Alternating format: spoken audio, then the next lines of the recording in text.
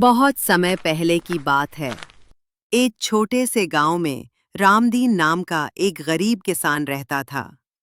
उसका जीवन बहुत ही साधारण और कठिनाइयों से भरा हुआ था। उसके पास थोड़ी सी जमीन थी, जिसे वो बड़ी मेहनत से जोतता और हर मौसम की कृपा पर अपनी फसल उगाता।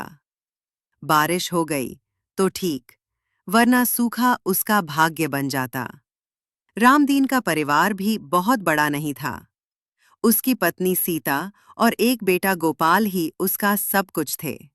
वे तीनों किसी तरह 2 वक्त की रोटी जुटा पाते थे। लेकिन एक चीज जो रामदीन के पास थी, वो थी उसकी ईमानदारी और मेहनत। एक दिन रामदीन बाजार से लौटते समय जंगल के रास्ते से गुजर रहा था। रास्ते में उसे एक बूढ़ा साधु मिला जो भूख से कांप रहा था। रामदीन ने अपने झोले से एक रोटी निकाली और साधु को दे दी। साधु मुस्कुराया और बोला, तू बहुत दयालु है बेटा। मैं तुझे एक वरदान देता हूँ। रामदीन थोड़ा घबरा गया, लेकिन फिर हाथ जोड़कर खड़ा हो गया। साधु ने कहा, तेरे घर की मुर्गी कल से रोज एक सोने का अंडा देगी, लेकिन ध्यान रहे, लालच मत करना, वरना सब कुछ खो बैठेगा। रामदीन ने सिर झुकाया और साधु को धन्यवाद कहा। चमत्कार की शुरुआत। अगली सुबह जैसे ही रामदीन मुर्गी के पास गया, उसकी आंखें फटी की फटी रह गईं। मुर्गी के नीचे एक चमकता हुआ सोने का अंडा पड़ा था। वो दौड़ते हुए घर आया और सीता को दिखाया। दोनों की खुशी का ठिकाना नहीं रहा। रामदीन ने वह अंडा बाजार में एक सुनार को बेचा और बहुत सारा धन कमाया। अब उनके घर में अच्छी रोटियां, कपड़े और आराम की चीजें आने लगीं। रोज एक नया अंडा आता और रामदीन उसे बेच देता। गांव में चर्चा होने लगी कि रामदीन अचानक अमीर कैसे हो गया। कुछ लोग उसके ऊपर शक करने लगे, लेकिन रामदीन किसी को कुछ नहीं बताता। उसने अपनी मुर्गी को छुपा कर रखा था और हर दिन की कमाई भी बहुत सोच समझकर खर्च करता। उसका बेटा गोपाल अब अच्छे स्कूल में पढ़ने लगा। सीता ने एक सिलाई मशीन खरीद ली और गांव की औरतों के कपड़े सिलने लगी। लालच का बीज। एक दिन रामदीन को एक व्यापारी ने सलाह दी, भाई, ये क्या रोज रोज एक अंडे का झंझट है? क्यों न मुर्गी का पेट चीर कर एक बार में सारे सोने के अंडे निकाल लो। रामदीन पहले तो हंसा, फिर रात को उसने सोचा, अगर मुर्गी के पेट में बहुत सारे सोने के अंडे हैं तो मैं रातों रात करोड़पति बन सकता हूँ। सीता ने बहुत समझाया, मत कर ये मूर्खता। साधु बाबा ने चेतावनी दी थी, लेकिन लालच रामदीन पर हावी हो चुका था।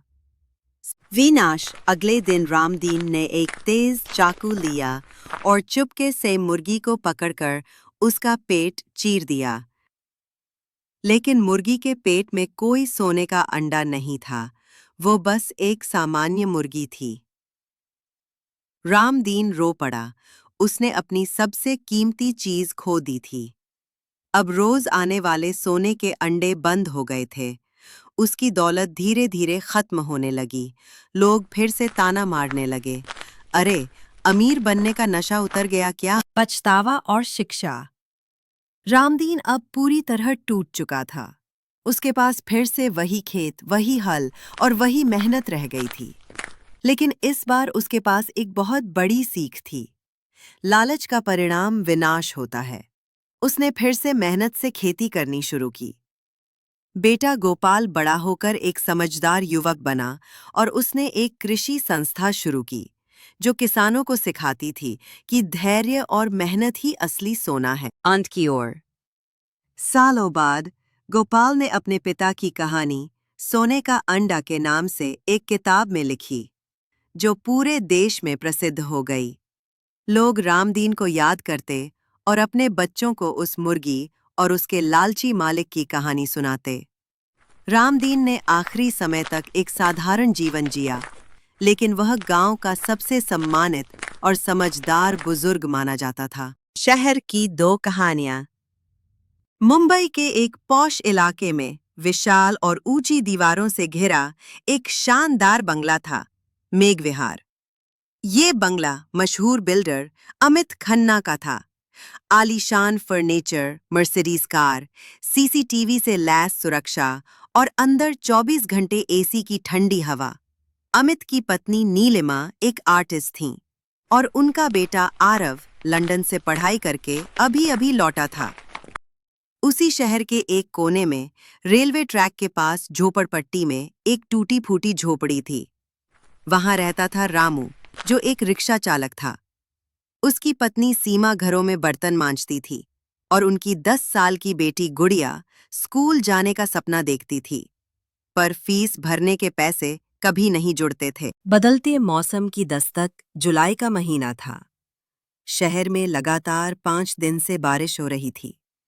मौसम विभाग ने चेतावनी जारी की, अगले 48 घंटे अत्यधिक वर्षा के साथ संभावित बाढ़ का खतरा है। मेघविहार के भीतर बैठे लोग बाहर की दुनिया से बेखबर थे। अमित बारिश के कारण अपनी एक बड़ी साइट पर रुके काम से परेशान था। वहीं आरव अपनी खिड़की से बारिश को देखकर इंस्टाग्राम पर रेन वाइब्स लिखकर स्टोरी डाल रहा था। वहीं दूसरी तरफ रामू की झोपड़ी की छत से पानी टपक रहा था।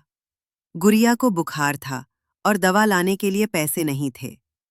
सीमा ने एक खाली डिब्बे में बारिश का पानी इकट्ठा किया ताकि पीने और पकाने के काम आ सके। दुनिया एक तूफान, बारिश तेज होती गई। मेघविहार के बाहर की सड़क पर पानी भरने लगा, लेकिन बंगले के अंदर कोई फर्क नहीं पड़ा। जनरेटर चल रहा था, खाना ऑनलाइन ऑर्डर हो रहा था।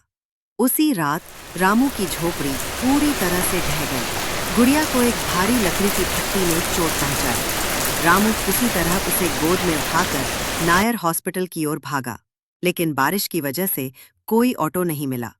नंगे पांव कीचड़ में एक टूटी हुई छत के नीचे से वो अपनी बच्ची को बचाने की जद्दोजहद में था। टकराव और करुणा संयोगवश उसी वक्त अमित खन्ना की कार उसी रास्ते से गुजर रही थी। गाड़ी की हेडलाइट्स में रामू और घायल गुड़िया दिखे। अमित ने पहले अनदेखा किया, लेकिन नीलिमा ने कहा, रुको अमित, शायद हमें मदद करनी चाहिए। गाड़ी रुकी।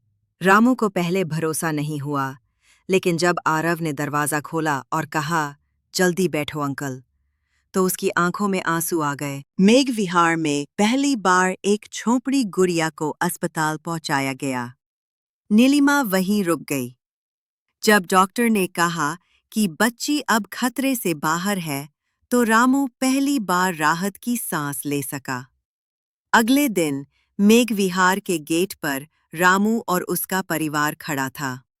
नीलिमा ने कहा, जब तक तुम्हारा घर दोबारा नहीं बन जाता, तुम यहीं रहो। मेघविहार की नौकरानियों और गार्ड्स ने पहले विरोध किया, मैडम, ये तो झुग्गी वाले हैं, लेकिन अमित ने सबको चुप करा दिया। आज ये इंसानियत की पहचान बने हैं, और जब हमारे पास जगह है, तो इसे बांटने में शर्म कैसी। रिश्तों की नई इमारत। रामू मेघविहार में एक अलग क्वार्टर में रहने लगा। सीमा ने घर का काम संभाल लिया। गुड़िया को डॉक्टरों की देखरेख में रखा गया।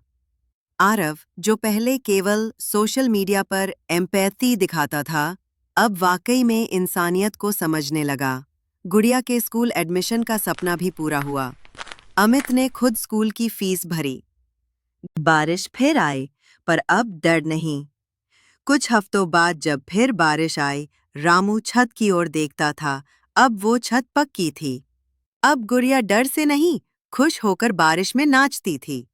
अमित खन्ना ने अपने सभी प्रोजेक्ट्स में रेन शेल्टर जोन्स बनवाने का निर्णय लिया, ताकि किसी रामू को फिर सड़कों पर न भागना पड़े। एक घर जो दिलों में बसा मेघविहार अब सिर्फ एक बंगला नहीं रहा।